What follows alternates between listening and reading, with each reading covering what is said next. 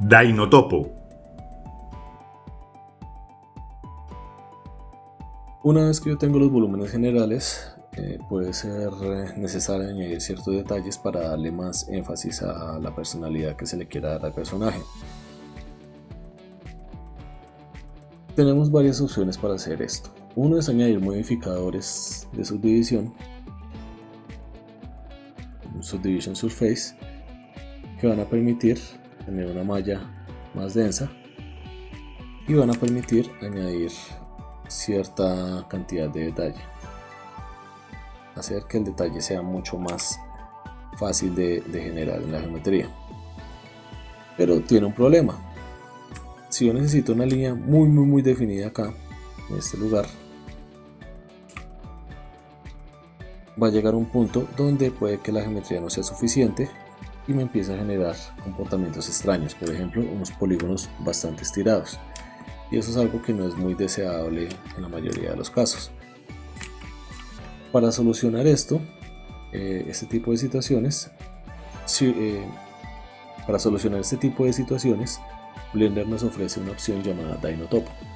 Accedemos a ella activando esta casilla. Al momento que la activamos, vemos que la geometría cambió. Me generó una geometría triangulada y perdí el suavizado que tenía antes. Entonces, para recuperarlo, voy a entrar a las opciones del Dinotopo y voy a activar la opción de Smooth Shading. Ya puedo ver la geometría suavizada. Ahora, ¿cuál es la gran ventaja de este sistema de Dinotopo? Por ejemplo, si yo necesito generar una línea muy definida solo en esta zona,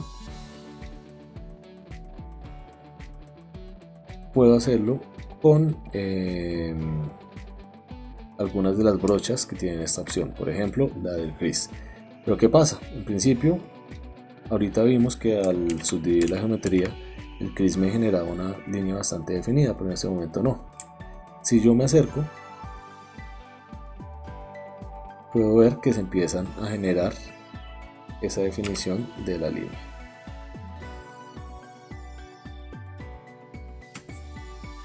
Me rompe algunos polígonos, pero puedo suavizar y volver a pasar, y así voy generando esta línea. Y si me acerco más, esta línea se va definiendo cada vez más.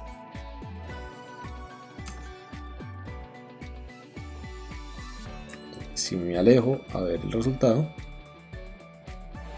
en general funciona bastante bien. Pero si llego a volver a marcar esta zona, todo ese detalle que había generado se desapareció. Entonces ese es un problema del Dinotopo, es una topología dinámica, que quiere decir que se va a alterar a medida que yo voy haciendo trazos sobre la escultura.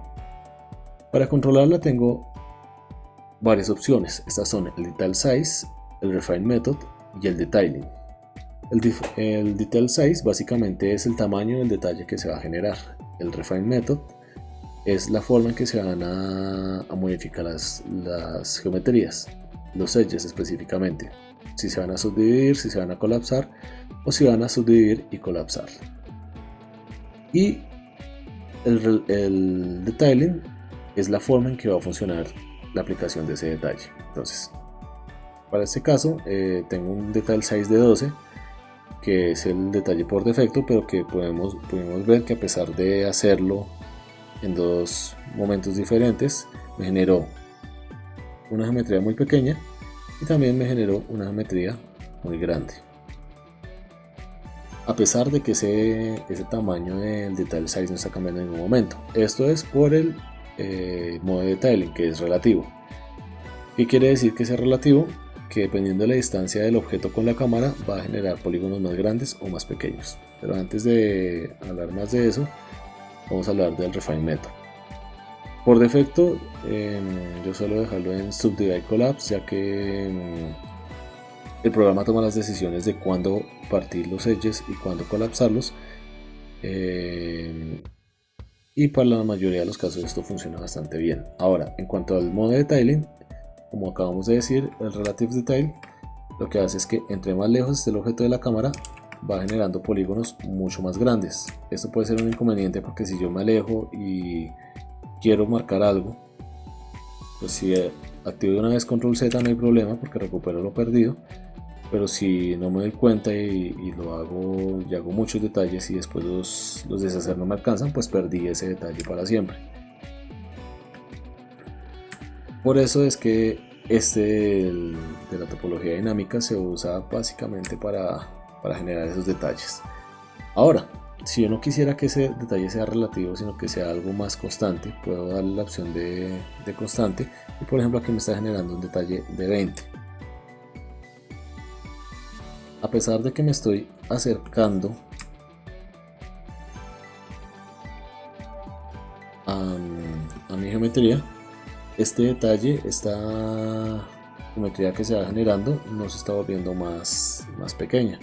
Esto es porque como ya es constante, yo tengo que aumentar el número para lograr que se generen polígonos más pequeños. Entre más grande es el número, más pequeños van a ser los polígonos que se generan.